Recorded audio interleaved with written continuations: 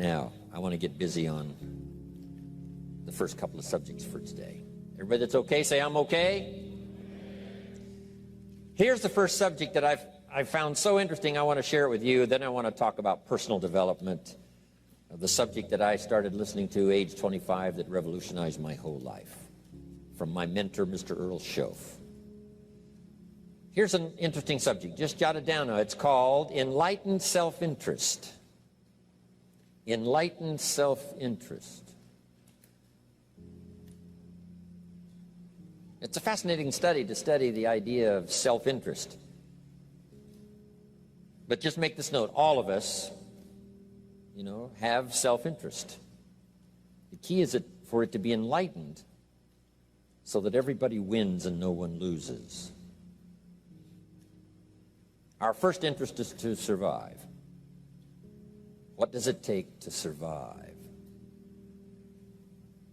Our second interest is to succeed. What does it take to succeed? What does it take for me personally to survive and to succeed? Can I legitimately be interested enough in the things that help me both succeed and survive? And here's what I discovered. The answer is yes. It's possible to exercise self-interest, but to do it in such a way that no one loses, everyone benefits. Key phrase: life was not designed to give us what we need.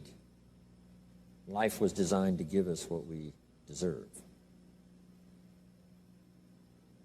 We do not reap a harvest in the fall because we need it. We reap a harvest in the fall because we deserve it.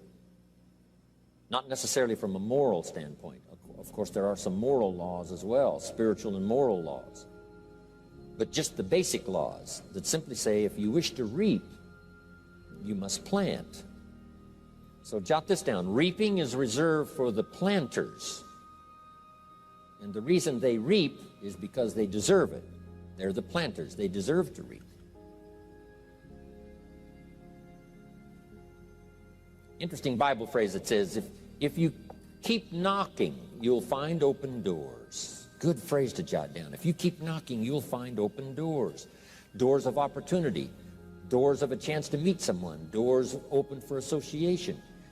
Doors open to find someone special. Doors open to find a unique business colleague. If you keep knocking, the phrase says, doors of opportunity are open to those who continually knock.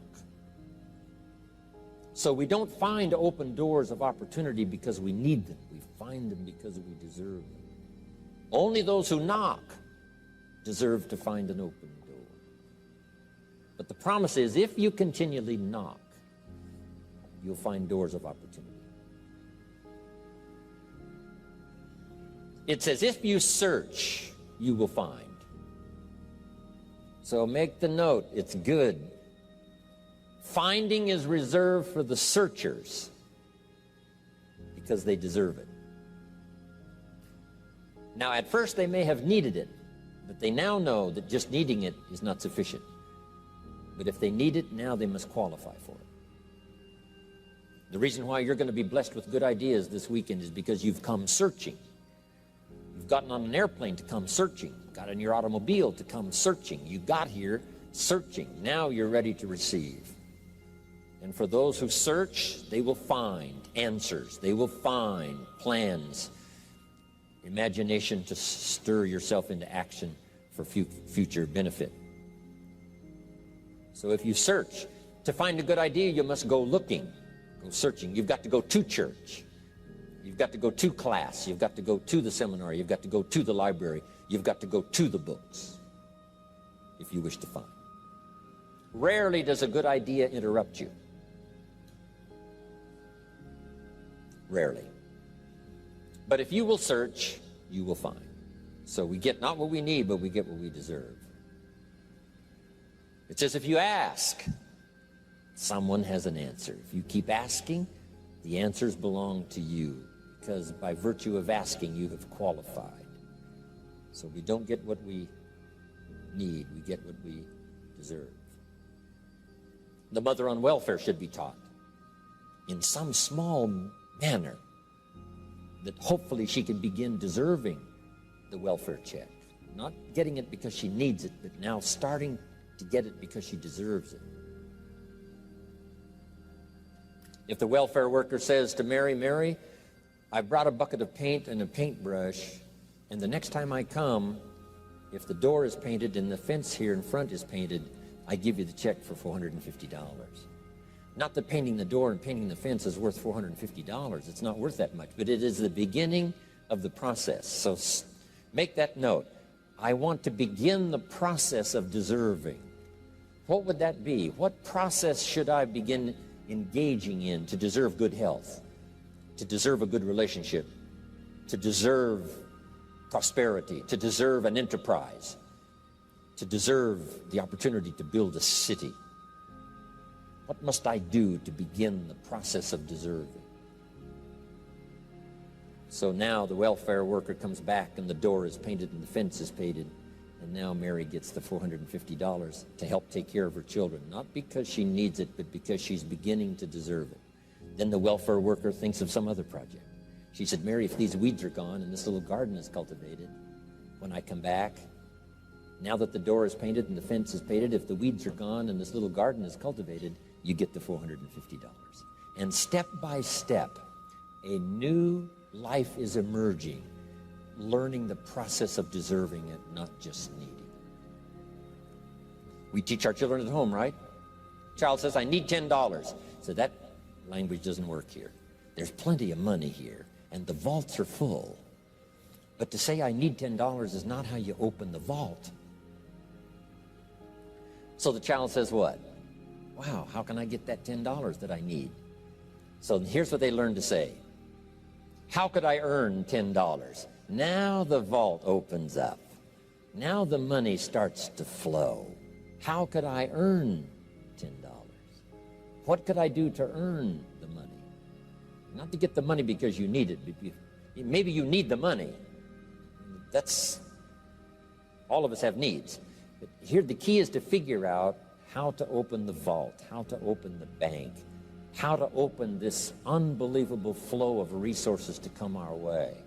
And here's the key: to deserve it, not to need it. You can't walk out to the field and say to the field, I need a crop. Here's what the field says. Here's what the ground says. Who is this clown that brings me his need but brings me no seed?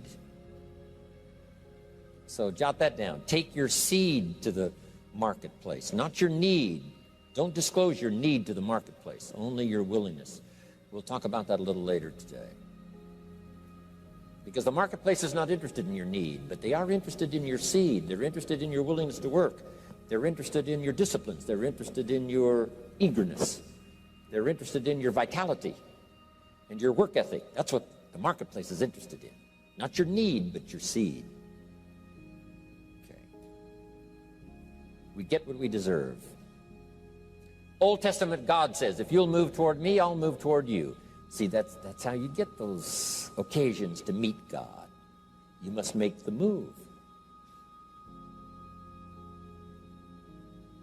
God could say, you don't move, I don't move. You say, well, that's arbitrary. Well, when you're God, you can make it that way.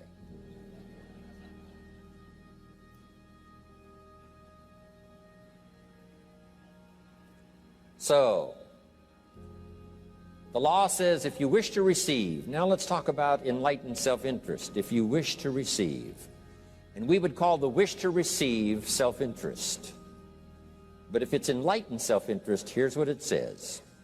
I understand that in order to receive, I must give.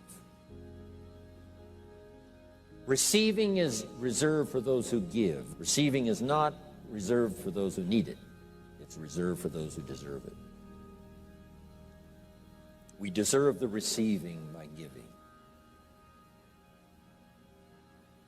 In fact, there's an extraordinary phrase in this little context, and here's what it says. It's better to give than it is to receive. Now, the uneducated person would find that difficult to ponder.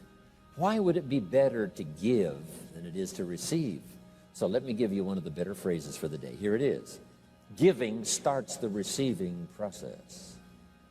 So of course it's better to give than it is to receive. How much receiving do you wish? You must start the giving process. For me to receive my additional fortunes for the future, not necessarily for the money, because I don't need the money. I take the money, but I don't need the money. But here's what I do need: for someone to say a year from now, 5 years from now, Mr. Rohn, that seminar helped to change my life. And for whatever reason, I was brought here to this place for this time.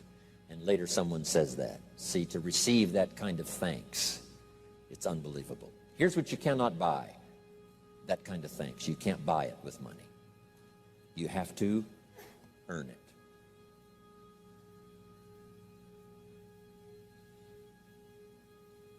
Now let's expand a little further now.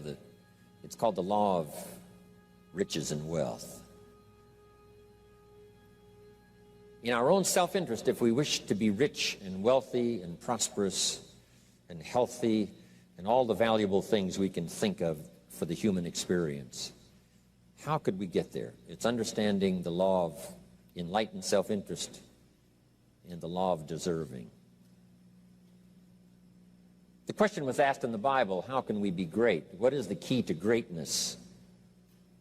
Great wealth, great return, great accolades, trophies to put on the mantle above the fireplace. How can we get great respect, great riches, great abundance for ourselves? How can we get that? And the answer was given, and here was the answer: find a way to serve. Find a way to serve the many. So I paraphrase it to read this: service to many leads to greatness. Service to many leads to greatness. Someone says, well, about the best I can do is take care of myself. That's okay. Self-care, has its own reward, but it's very limited. Somebody says, I can't be worried about other people's problems. I got enough problems of my own. That's okay. Self-defense is okay. Self-preservation is okay, but it has a very limited reward.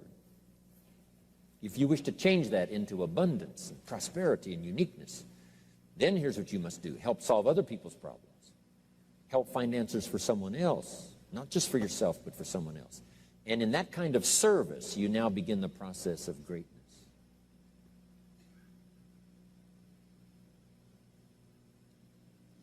Someone asked the question, how can I be ruler over many? How could I manage a lot of people? How could I be the leader of a vast movement or enterprise? Here was the answer: nothing wrong with that wish. We call that self-interest of the highest kind. Wishing to be the manager, the ruler, wishing to be presiding over many people. Here was the answer: be faithful when the amounts are small. Be faithful when there's just a few. Be disciplined when there's only a few. That starts to entitle you to someday be ruler over many. You say, well, if I had a big organization, I'd really run it with a strong hand and I'd be a fabulous leader. But I've only got a few and I don't know where they are. See, that's not going to work. If you wish to preside over riches, you must start when the amounts are small. Someone says, oh, if I had a fortune, I'd really take good care of it, but I've only got a paycheck, I don't know where it goes. See, not knowing where it goes disqualifies you now for presiding over the fortune. We've all heard that, right? I don't know where it all goes. Did you ever hear that expression? Oh, we'd love to have you run the company. You don't know where it all goes. Somebody says, it just gets away from me. Oh, we'd love to have you run the world, right? It just gets away from you. Somebody says, it's only pennies and it's only a few. Here's where you begin to qualify for abundance and riches and greatness and respect, is to be disciplined when the amounts are small.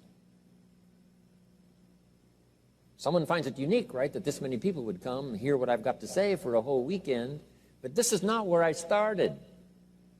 I started with just a few, but I was so on fire with the few, trying to translate for them in my awkward ways back then what had happened to me. My life got changed, my income got changed, my health got changed, everything got changed for the better. and now I've lived the most extraordinary life. But it started with my passion for just a few, to translate for just the few. Someone says, well, there's just a few here. You know, does this meeting matter when there's only a few? And the answer is yes. Jot this down. You never know who's in the audience, whether it's a few or 1,000 or whatever. But you got to be faithful when there's just a few. Tell your story when there's just a few. Be just as passionate about ideas that can change someone's life when there's just a few. Now you begin. You're not fully qualified, but you begin the qualification to someday speak to many, someday preside over a vast crowd, someday be the manager or the leader of millions. It starts in those early days to deserve it. Now, jot this down. Also give yourself a chance to change. Some things I held on to that I thought this was it, this was it. I'm telling you, after a while I gave it up, found out it wasn't it. So give yourself a chance to change. Refine your philosophy. Refine your direction. If you'll give yourself a chance to do that, here's what will happen down the road a ways. A new door will open that you haven't discovered before. Give yourself a chance to change. Reevaluate.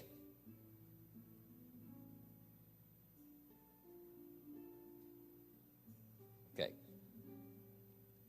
So let your library be a testimonial of your dedicated interest in accelerated personal development, that you will read whatever you have to read, you will hear whatever you must hear, and you will watch and see whatever you must see in order to make your life refined and worthwhile and achieve all of your purposes. That's what I want this stopping station to be these 3 days. Just to come here and sit for a while and listen and ponder and take notes and work hard and see if you can't absorb, get all that you possibly can here so that it will start to refine your life even before you get on an airplane and fly back to wherever you came from, before you get in your car and drive away. What we share with you here, with whatever, all the rest that you've learned, this will be a catalyst to start a process even before you get home that'll start working for you. Some of you are going to set some goals. We're going to do the workshop tomorrow, designing the next 10 years. Hopefully you'll come up with some new promises, some new objectives, some new ideas. And by the time we're finished here, these 2-3 days, I'm telling you, you'll see yourself able to accomplish 2 times, 3 times, 5 times more than you ever thought was possible, which will make this cost of this seminar a small price to pay. And hopefully it'll make the time you spent here small price to pay compared to making this an investment in your future, in what will flow in terms of money and income and return and reward and respect and dignity and accolades, trophies, all the stuff that can be yours. A marriage that lasts forever, a friendship that nourishes you forever, things that you'll find that you'll keep and treasure for a lifetime. Hopefully this is one of those weekends. It takes a lot of effort to learn. It takes a lot of effort to grow. It takes a lot of effort to decide and debate. But jot this down. It's all worth the price. Whatever stimulates you to think, whatever stimulates you to wonder, whatever stimulates you to react or even to debate, even if you hear something you say, well, that's not right, see, that's still valuable. It means you're awake. It means you're alert. It means you're alive. It means your mind is ready to take on something, whether it's agreeable or not agreeable. Something right, something wrong. Who cares what it is? We've got to listen to a variety of voices. And some are going to come from the left, and some are going to come from the right. And some are going to come from mysterious sources. And some will try to entice you with all kinds of stuff. But that's okay, just so you're alive and alert and awake, ready to process anything that comes your way. Take the best of it and make it beneficial for you, so that tomorrow you walk with a stronger step. Next month you see a clearer vision. And a month from now, the purpose for your life is multiplied by 2, 3, 5. That's what I want to create here. So, now, to hurry and get through, because we have so many subjects to cover, let's cover now some other things under personal development. Here's one that's important as you read and as you listen and as you study and as you grow and as you take notes and as you fill up your journal. and then try to work on the ideas to make yourself valuable in the marketplace. Here's something to remember under personal development, some things I had to learn. First, steps to success. First of all, you need good ideas. Just decide right now you're going to accelerate your plan for collecting good ideas. Ideas for your life, ideas for your health, ideas for your marriage, your relationships. Ideas that stimulate. One idea sometimes leads to the next, needs to the next. And the 4 or 5 ideas in the future that really thrust acceleration into your life, you couldn't have gotten unless you went through the first one and the second one and the third one. Next, you need good plans. So we're going to talk about time management and game plans tomorrow. You need a good health plan. Traveling around the world, you can imagine the kind of health plan I have to have. If I didn't have a superb, extreme, got to underline the word extreme, if I didn't have a superb, extreme health plan, do you think I could travel all over the world? People look at my calendar and say, impossible. I'm the only one that can do it. Everyone else is too young. Incredible. But I've got to be extremely healthy. I can't let up at all in terms of diet and nutrition, exercise, all that stuff in order to stay healthy. So a good health plan, a good family plan. Here's a good one, a good marriage plan. Some people just go along married with their fingers crossed. You've got to have a better plan than that. Some are whistling in the dark, hoping everything will work out. Not a good plan. You need a good plan for how to use the day. We'll talk about that tomorrow. Best kept secret of the rich, how to use your time. A good plan to meet the right people over the right amount of time to stimulate your life. You need a game plan for lifestyle. We'll talk about that later. So to succeed, we need good ideas and good plans. Here's the next. We have to learn to handle the passing of time. Because all of this takes time to learn, to grow, to change. Getting through the seasons takes time. The spring has a certain amount of time. The summer has time. The harvest has time. The winter has time. Learning to handle the passing of time. Jot this down if you're involved in business. You've got to give your project time. You've got to give your people time. Give people a chance to learn, chance to grow, chance to change. One of the great requirements, especially in such an industrialized, busy, mad, dashing society, and that is to have people patience. First, we exercise it with our children and our family. Getting people to work together, got to have patience, even with your family. If you're involved with independent people, it's a challenge. It's like herding cats, trying to get them to work together.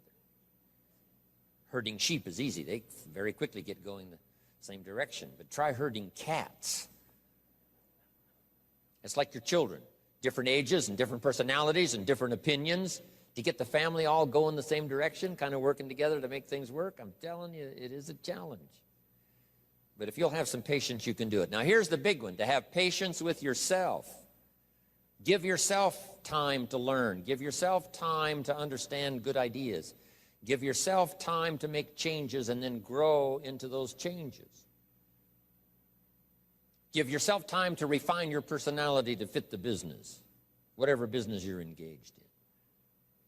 In some, you may have to speak up a little stronger. In some, you may have to calm down just a little bit more. Just learn to refine your personality and your temperament to suit. All of us can do that, but it takes time. Have patience with yourself. We had to do that from the beginning. Learning to tie the shoestrings of your shoes. If you tried a couple of times and says, I'll never learn this, it's over. Say, no, you can't go through life with your shoes untied. Come on. Some people, maybe it happens for them a little quicker than others. Some people get the hang of it almost overnight. Someone else, it takes a little longer. If it takes you a little longer, have patience with yourself. Because patience has its own reward. Patience is a virtue of the extraordinary kind. We have to have patience with our employers. We have to have patience with government officials. You've got to have patience with IRS. You've got to have patience with the Army. You've got to have patience with the FBI. Here's a good thing to remember while you're exercising patience.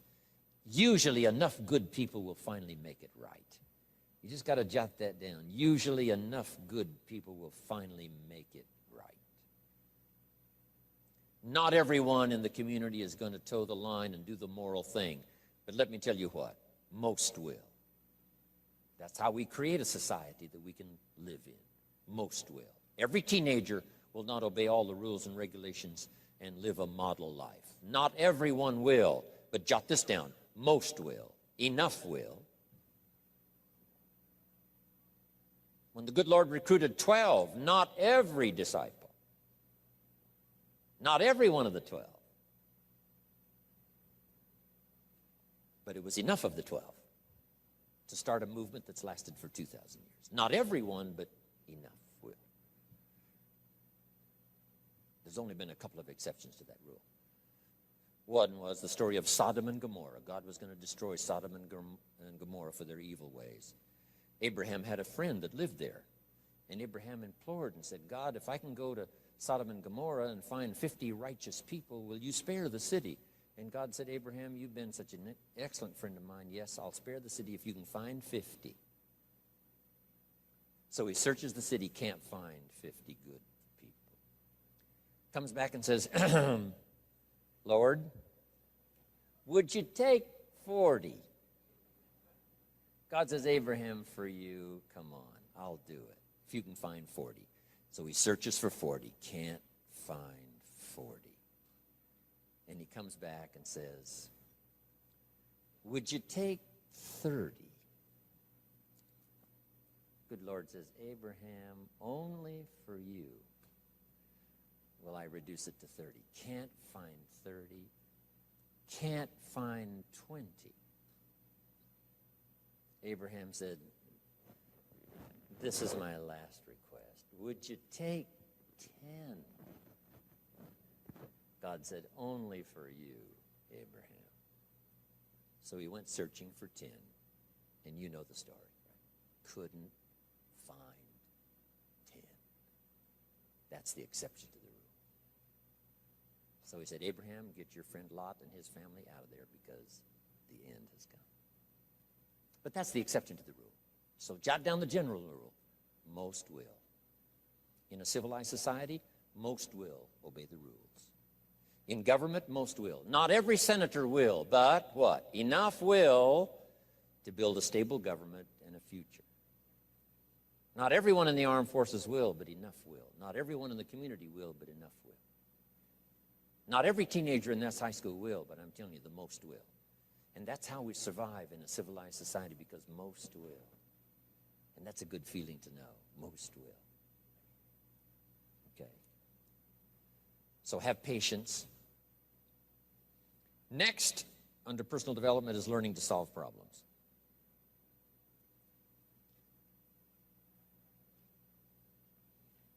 By the way, having patience with the seasons takes time to develop the crop.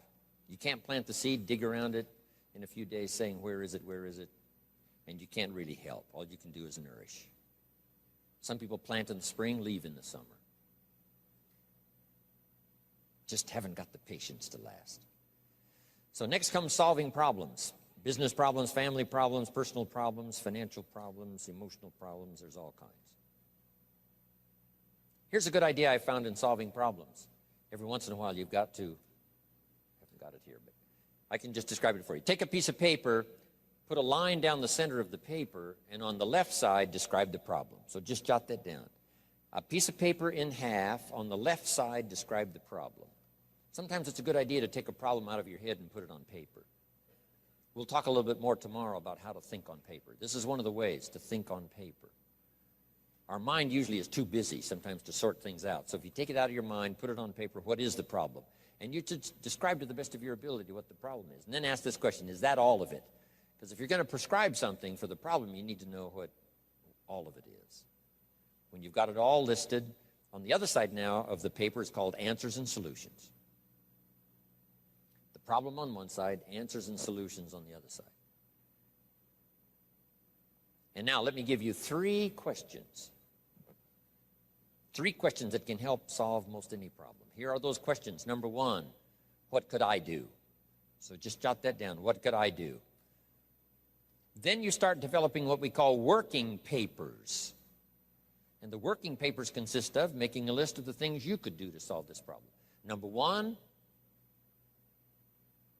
and you say, well, number one would take too long. I can see that right now. Let's go to number two. Maybe that's the answer. Number three, no, that isn't it. And let's say you've got several points now and you've done your best to try to solve the problem yourself and you can't solve it yourself. Here's the second question. What could I read? Maybe somebody spent a lifetime researching the problem you've got, and they've got some excellent answers from a lifetime of research.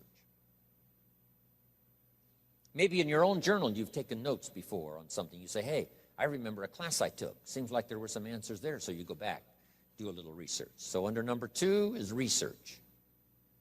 And if you search, what? You will find. If you research, you will find. Search and research.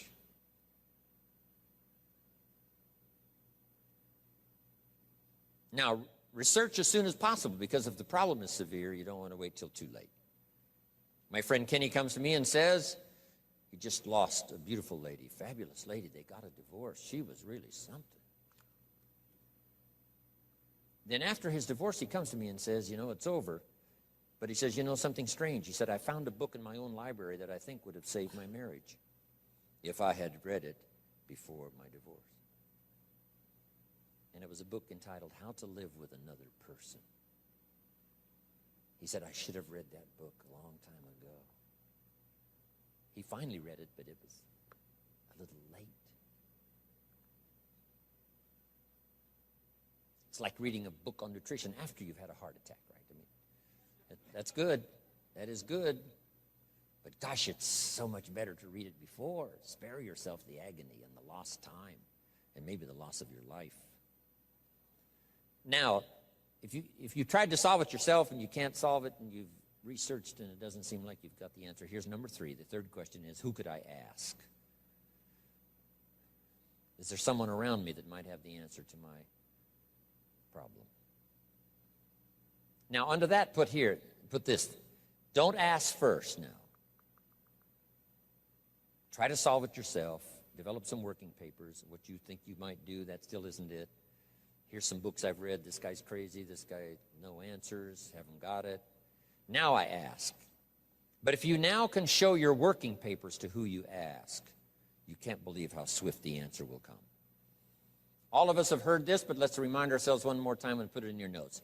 We all love to help people who, first of all, try to help themselves. Back to the philosophy of deserve. I've tried to work it out, haven't got the answer. Maybe you can help me. Somebody is very willing to help you if they know you've tried first to help yourself. It works that way with our children, right? My daughter Linda, before she got married, used to travel a lot. She comes to me and said, Daddy, I'm headed for Thailand. I said, wonderful. She said, I've saved up my money. I said, fantastic. She said, I've got $1,000. I said, wonderful. She said, the kids wanted to go here, wanted to go there. I didn't go. They wanted to buy this, wanted to buy that. I didn't buy. I got my money put aside, $1,000. I said, Linda, unbelievable. You must be my daughter. That's fantastic. Now she said, to make the trip, I only need a couple of thousand more. An easy 2,000, right? But she knew she couldn't get the whole three. But she knew that if she worked hard to the best of her ability and put that first 1,000 together, the next two was easy, right? Okay. So, develop your working papers. Do your best to solve problems. Here's why you try to solve it on your own first. You need the mental and emotional muscle. You need the discipline. If you just quickly go to the answer, somebody that's got it, now you're not developing the muscle. You're not developing the discipline to solve your own problems, because there may come a day when there's no one else to ask. So you need the rhythm of learning, the rhythm of trying, the rhythm of seeing if you can do it first to build the emotional, mental muscle.